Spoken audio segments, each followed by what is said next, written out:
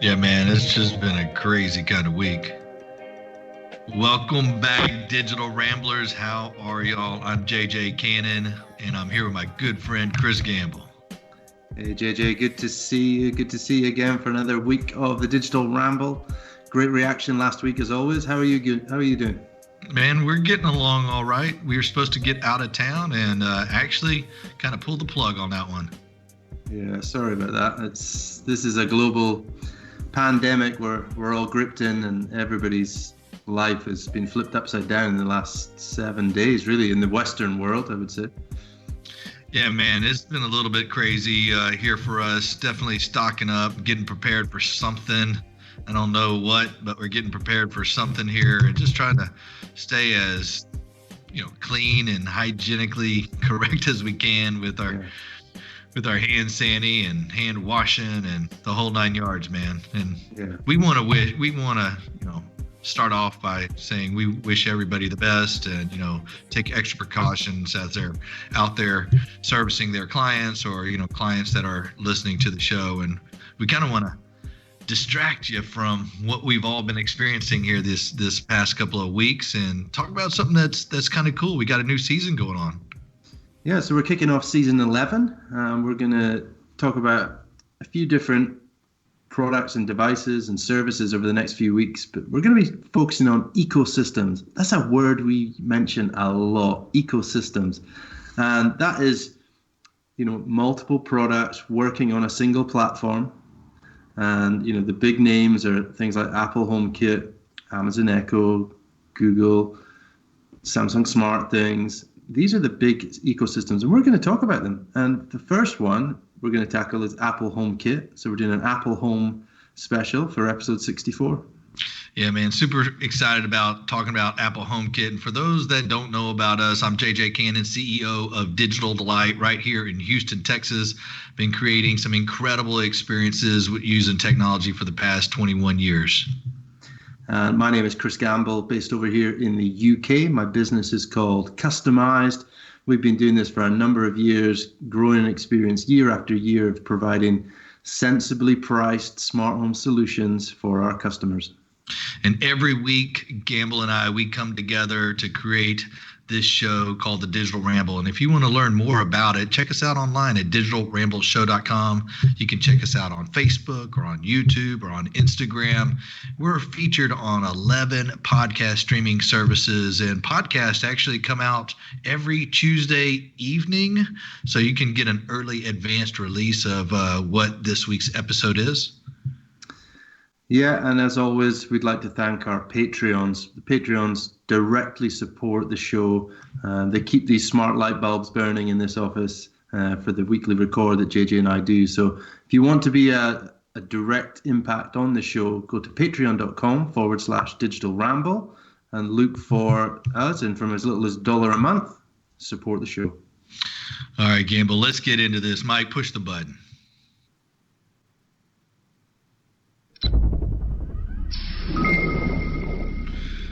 Friends, for those that don't know, you're probably asking, what is Apple HomeKit? And Gamble, you have a lot of experience with Apple HomeKit. Apple HomeKit, we were early adopters of it. We knew when this was coming, we wanted to be part of it.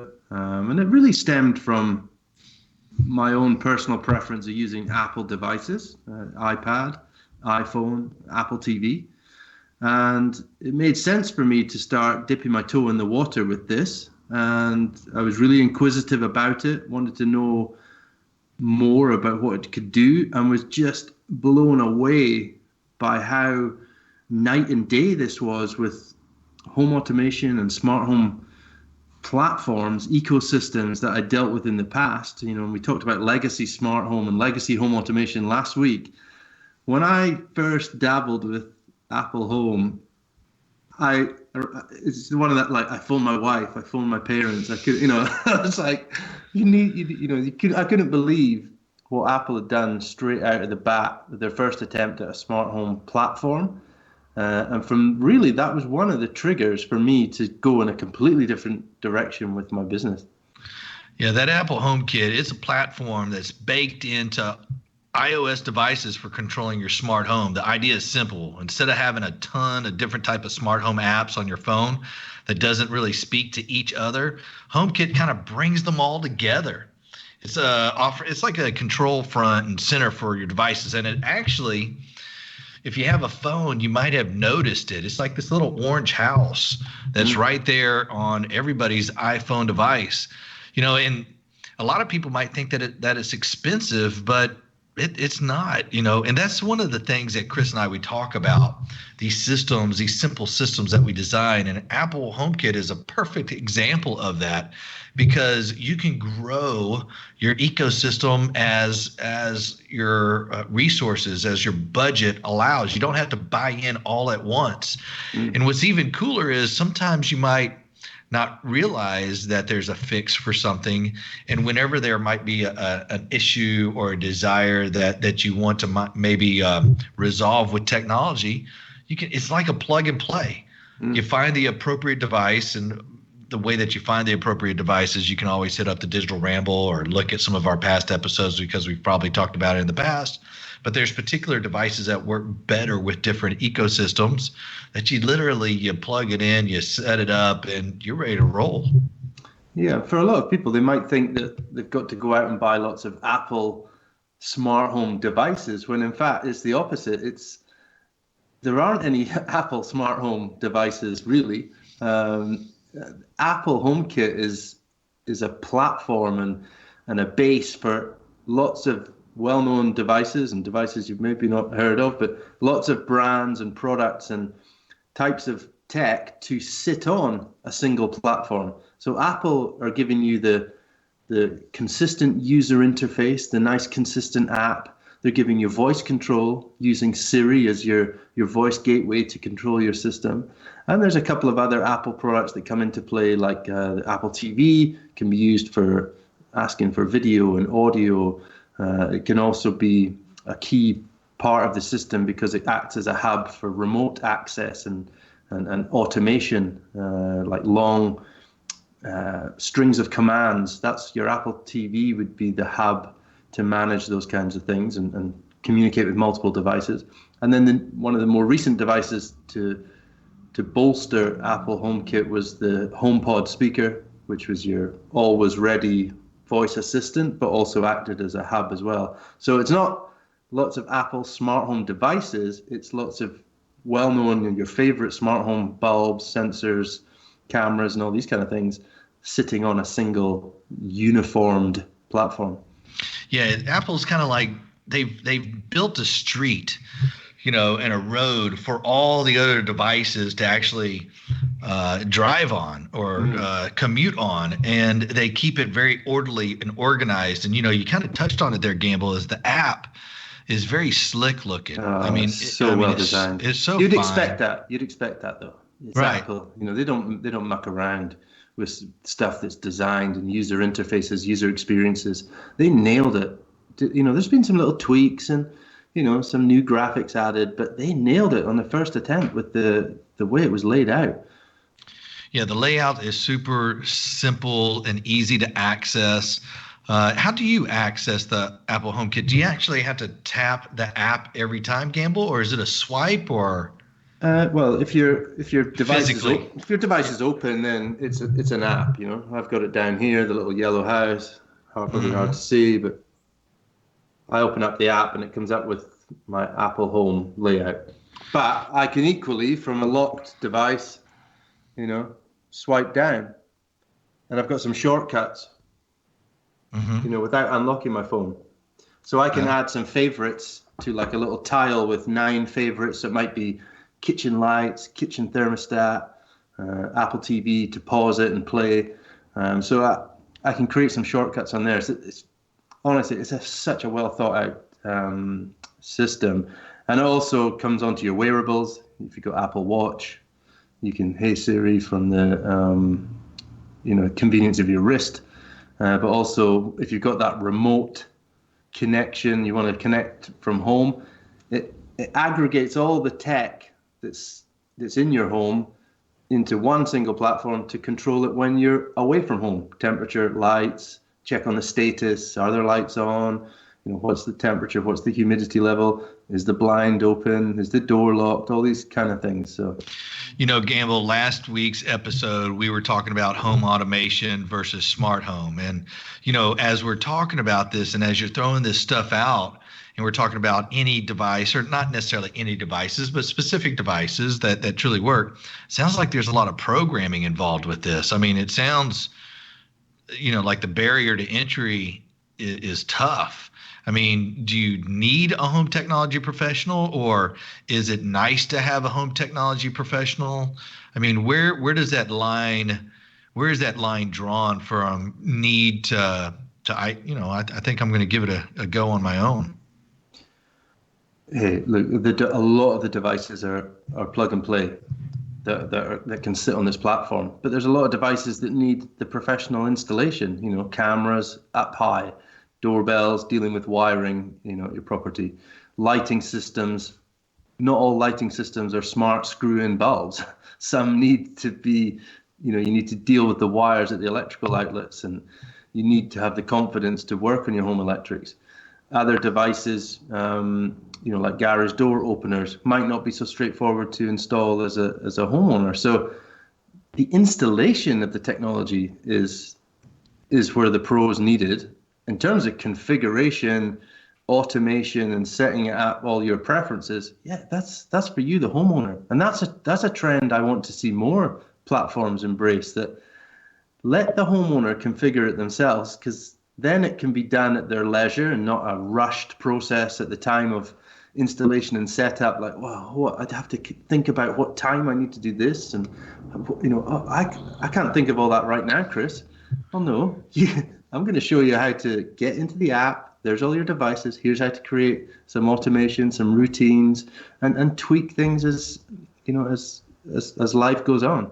Yeah. And, one thing that we provide as far as a service as a home technology professional is providing that understanding that sometimes, whenever there is a new device held, it needs to be maximized to its ability, but also the tutorial, the education. I come across clients all the time that really feel anxious about using technology. I mean, they're very not comfortable with adding technology. It's like there's a barrier. Like, I've never been able to embrace tech. It seems like it never functions for me. Or, I get a lot of ladies that tell me that their husbands just are not tech savvy. And really we need to, and for our clients, we create videos so that they can have it long term and review. And usually after the first or second time they watch the video, they've got it. But sometimes that's where the home technology professional comes into place, even though it's a very easy, streamlined, easy to use ecosystem like this. Sometimes there's a little bit of hand holding to reduce that anxiety for that product. Hey, Gamble, so in your experience, and they're living with it on a regular basis, is there a product that you absolutely love and you use it on a regular basis? There's actually a product that I don't use on a regular basis, and I'm glad that I don't have much interaction with this, because this device that I've added to my Apple Home is a water leak flood sensor, flood detector. I've positioned this little battery-powered device from Fibaro.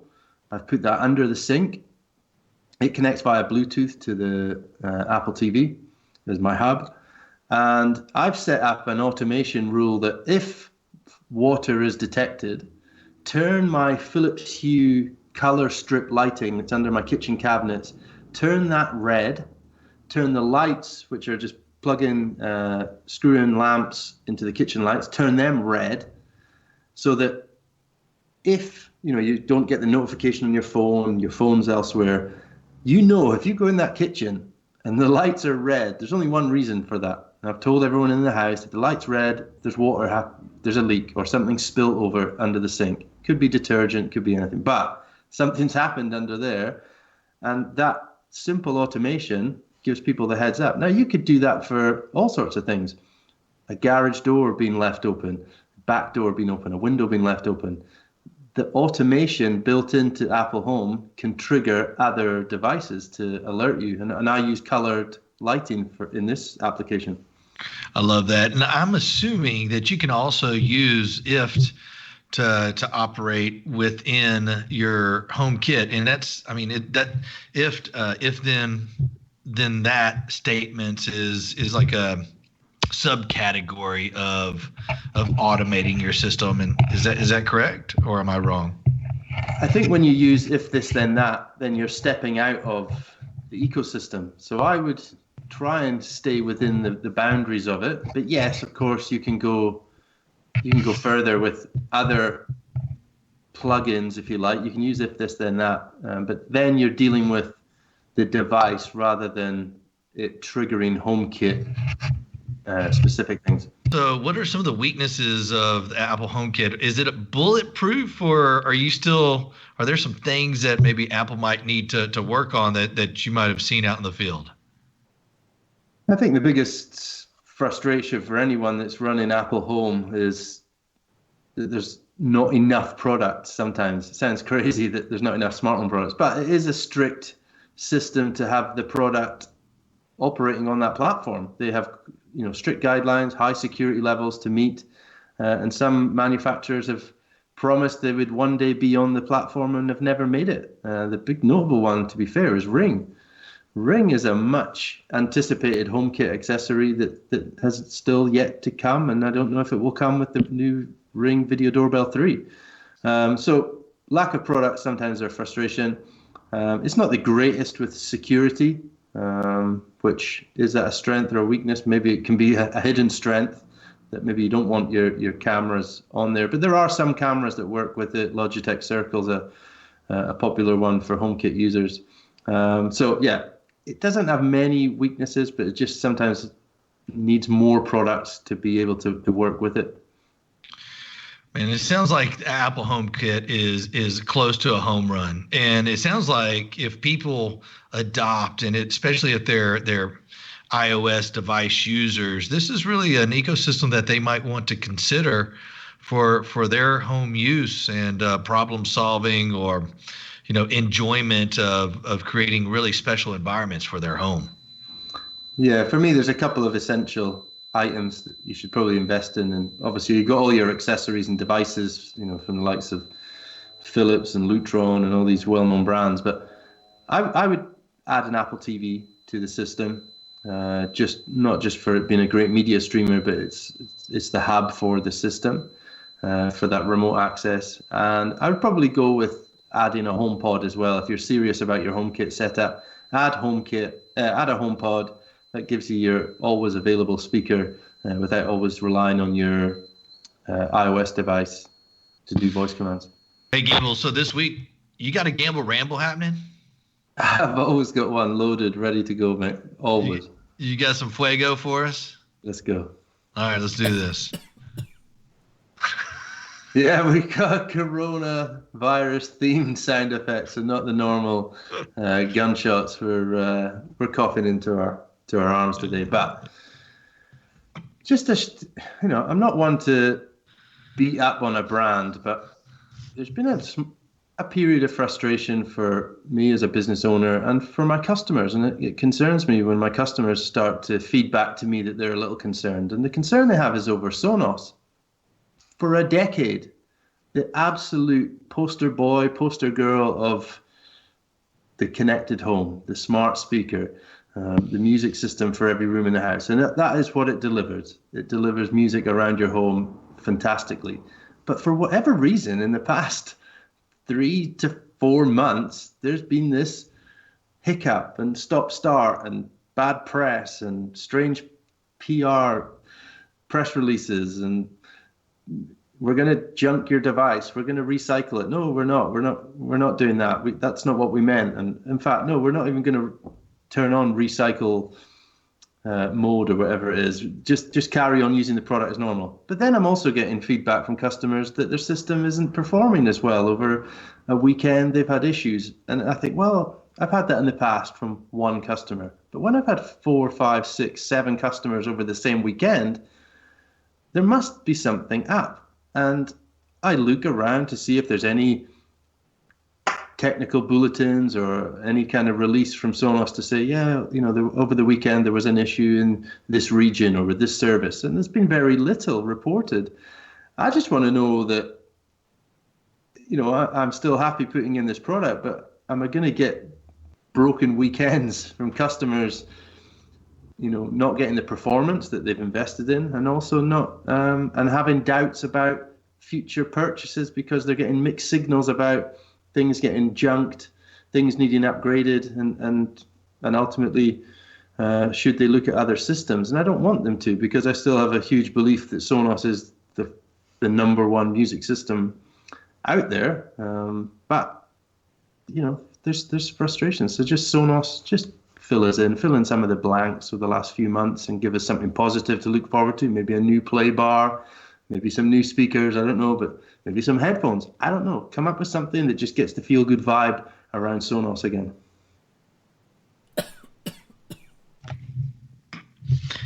Yeah, Gamble, and I'm seeing it as well over here. Not necessarily as much as service issues. I mean, it's still a very reliable system, but something just in the news is just something has happened to where it seems to be challenges. And like you said, man, that whole recycling, we're doing recycling, then we're not, and we're junking the products, and now you can keep them and they'll work forever. It's just very convoluted, and it's a distraction that's just unnecessary. And I don't know why. And I still believe heavily in the Sonos brand. I don't think that there's anything out there that can come close to competing with the Sonos brand right now.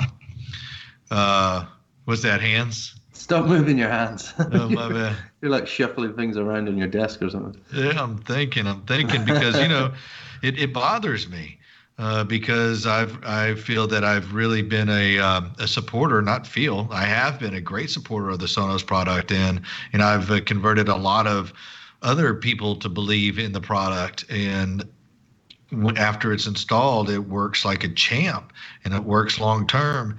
And when emails or tweets are being read and blasted, it's just a lot of unnecessary distractions occur, in our business model. And I'd like for it to go back to 10 years of just making really quality products that clients love and embrace and want to be a part of, because it's not only a music system, it's a culture. I truly believe that Sonos made a cultural shift, in our industry, and I've embraced it, and a lot of other people have embraced it as well. And so I want to see it continue to be inventive and to continue to transition how people enjoy and listen to music. For me, JJ, I was actually a fan of them obsolescing products. I wasn't against that at all. And I just worry that because they've backtracked against they've tried to be in line with everybody again, and don't worry, we're not going to break your product. I wish they'd just continued with it, did it. We upgraded products. Maybe a few people fell off, from the ecosystem, so be it. But I worry that some of the glitches I've saw over the weekends recently and I have pinpointed it to some of the legacy products, have been causing problems, dropping off the system, not available when you open the app sometimes, and dropping music on what's been faultless, robustly installed and performing systems for years. I'm talking several years these systems have performed. And I don't like getting phone calls from customers saying their tech's letting them down at a weekend when they might be watching a big game or having a party or unwinding after a busy week, and they just want to listen to their favorite music. So if it's legacy, let's get rid of it. I'm endorsing that. I endorse it when people's phones start to fail and when their other tech doesn't meet the requirements of today's demands. It has to be phased out. Yeah, absolutely. And I don't know why Sonos gets such a hard rap of saying that, hey, the processors that were the best processors whenever this product was developed just can't handle the processing that is necessary for today's products, because other devices that communicate with it are moving on, And those newer devices can't communicate with older legacy product. I mean, it's anything tech related has to have an upgrade, and if it can't upgrade, then it needs to be repurposed or recycled or put out. Yeah. So we're just looking for a feel-good story from Sonos. We'd love to get some positive vibes coming out of that company again, because we're both big fans of Sonos. So episode 64 done. Ecosystems back again next week with another ecosystem, and we'll tease that in on social media. So make sure you follow us, guys. Yeah, absolutely. Friends, thank you so much for joining us again, Digital Ramblers. And for those that don't know, find yourself a home tech pro. Stay safe, stay healthy, friends.